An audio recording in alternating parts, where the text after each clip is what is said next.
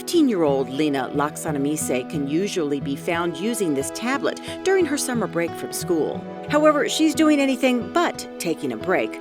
She sometimes spends 15 hours a day taking classes and finishing assignments on her tablet so that she will be all caught up for the new school year. You see, until recently, she and her family were homeless for 11 months, and try as they did, it was difficult to keep up in school. We're living in the car for some time, and some days I would be able to get them hotel to wash up so they wouldn't miss school as much. So I try to get them into school every day as possible. But thanks to their caseworker from the Southern Nevada Regional Housing Authority, Brittany Cisneros, the family of 5 now lives in this apartment. And thanks to a program called Las Vegas Connected, Lena and her family have the vital tools needed to get back on track: internet access and this tablet. Dr. Lisa Morris Hibbler says it's part of a national initiative creating digital literacy in public housing. Here in Las Vegas, the city partnered with the Southern Nevada Regional Housing Authority to help 300 families, just like the Laksanamisays, bridge the digital divide. We saw it for 2 purposes. One, the digital literacy and understanding how to use technology really opens the doors for those families, so we tied it to employment opportunities. That if you are applying for jobs, if you are working in the job, you have to have some computer skills. And then secondly, we also work with our schools to find out what types of apps and programs are they using in schools that children are expected to use in the home.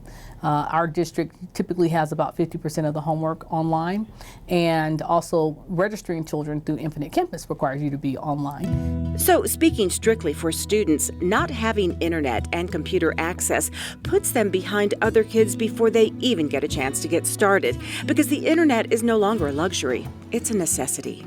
I like to compare it to where people were, typing your research paper on a typewriter, and you're pecking and doing all that and using correction tapes and whiteout, which it's hard to find whiteout these days, versus the person that is doing their research paper on a word processor, and then the person that advanced to the computer or the laptop. Chad Williams is with the Housing Authority. He says the staff helped guide the city to those families who were not only in need in the public housing complexes, but those who had showed initiative to improve their lives. And what we've done is identified first individuals within our family self-sufficiency program or resident opportunity program. And that's important because these individuals have already self-voluntarily committed that they want to improve their lives and transition through public housing. And so we identified those, particularly the ones with children. The Housing Authority also hosts training days for parents and kids. Here you go, there's your device. Go ahead, grab something to eat, have a seat. T-Mobile donates the tablets and has staff on hand to teach the basics, from how to turn the device on to how to set up an email address. Anybody that's going to reach out to you because they're interested in your skills, you're going to want to obviously access your email address. And so I would imagine everybody has a Gmail address, correct? Yeah. Awesome. And if that's not enough, Las Vegas Connected provides contacts at these training sessions that help parents find employment. That is Bonita Fay. She's with One Stop Operation for Southern Nevada.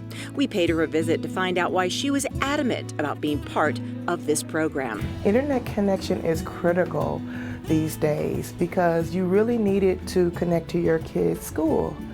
Banking, you can grocery shop, job search. The days of walking into an employer and handing in a paper application are over. And so you really need that connection to the internet if you're going to be successful.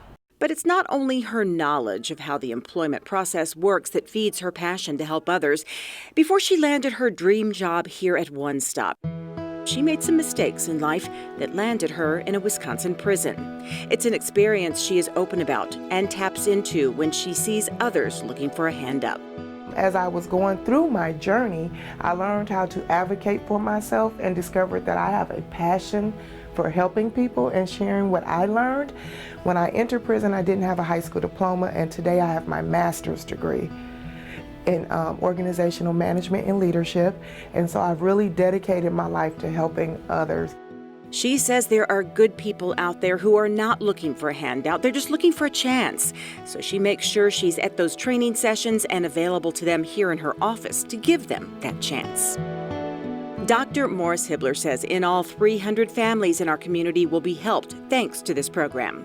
All of these families have a goal of becoming self-sufficient and moving, beyond the public housing. And so this is just a tool that they can use as a resource for that.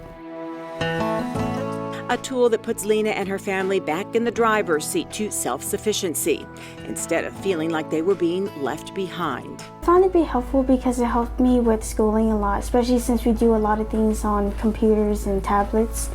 It also helped me with projects that I need to get done, which I can't do from home because I don't have a computer or any other technology that I needed. For more information on Las Vegas Connected and additional projects, you can go to www.mayorsfundlv.org.